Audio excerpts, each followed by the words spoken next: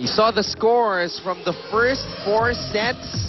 UST taking set number 1, and then FEU going back-to-back taking sets number 2 and 3. But in set number 4, UST forcing a deciding 5th set. Well, almost the same scenario as of the 3rd set until the mid-portion of the 4th set. But this time, UST taking care of the lead and was able to close out the set via quick hits of Micah Morado, plus their blocking at the net really gave them that 4th set. So now we are tied with 2 sets apiece. We expected this to happen, Anton, and we are on the 5th set of this ball game. It doesn't get any better than this. 2 of the winningest teams in the history of women's volleyball take away the team standings. It's all about pride.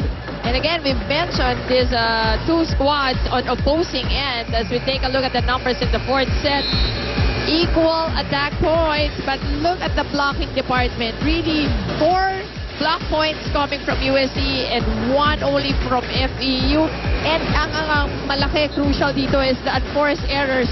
2 only for UST, almost a perfect game, and 8 for FEU.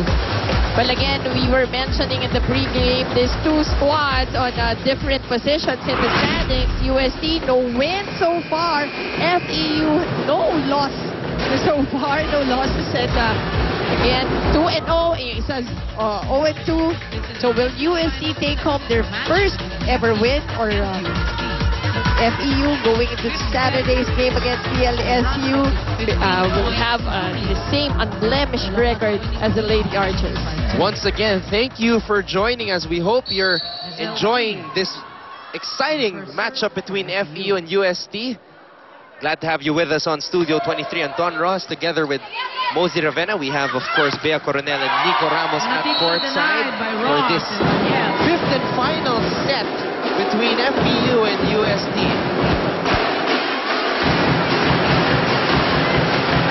Blocking was really something Coach Oji Mamon has been asking from his ladies. From the first set. Oh, yeah.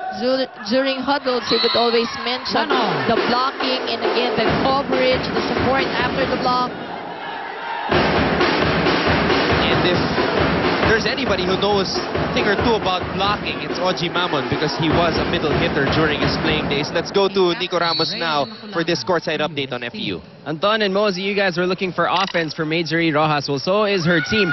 But entering the 5th set, Coach Shaq de los Santos was quick to tell her, if hindi pumapasok yung attack mo, huwag kang mag-alala. Ganyan talaga ang volleyball. Pero kailangan mo mag-focus sa blocking. Kailangan natin ang blocking mo dito sa 5th set. And Micah Morada, she's been the veteran leader of this team for quite some time now. She pulled together her troops and said, guys, kailangan nating manalo. 1-15 lang to. Let's focus and pull out the win. Anton? Thank you, Nico. Well, there are really many aspects in the sport of volleyball, not just getting points off the spike. You can get points off the block as well, and that's perhaps something that Rojas and the rest of the team can do. Let's go now to Bea Coronel for this courtside update on UST. Thanks, Anton. Well, if there's one set where in the time you have to play perfect and consistent volleyball, it would have to be this one. And for Coach, that entails constant coverage. He wants the girls to communicate on the floor, aware of each other's activity and areas wherein they could be of help. And this, of course, is in their defense. And of course, in order to avoid their defense to slowly disintegrate, the girls were instructed to bring back their old form, to remain hungry and fearless and always ready. Anton and Mosey. Thank you, Bea. And perhaps be a little bit more like this. Relax, enjoying the game. Sabi mo nga, Mosey, kanina, that's the perfect demeanor for UST. When they're relaxed, when they're enjoying, they win. Serving for UST, number 2. This is the 5th set. Of course, each team would want to pull out right away. It's just 1-15 as Morada wanting to go for a push gets blocked by the net. Exactly. You do not want to fall down behind early in the 5th set. It's going to be very difficult to come back. So far, it has been another close encounter. Outside it by Danielle. Ingrid Reyes letting that ball go. Right decision on her part. That's a long one coming from FEU. Lady Tigers now up by 1. UST has been in this situation just in their previous game. A game that they lost against the Lady Falcons. They lost that fifth set 15-13 actually. So they want to do a better job this time around and not let history repeat itself too soon. Oh, and Mike Ortiz, Eulalio with a fist. Fist and liking that. The dagger look Yup. on Ortiz. Lady Tamaraos now at the lead. Service. The stare down. Kailan laki ni Ortiz stare up? Caballejo smartly pushing it over the blockers of FEU. Seesaw battle so far here in this fifth and deciding set. Tied at 5. Maruba na tita. The errors will really be the key. Or parang times 2 ang errors pagka fifth set. A new face on the side of FEU, Baniel. Now serving.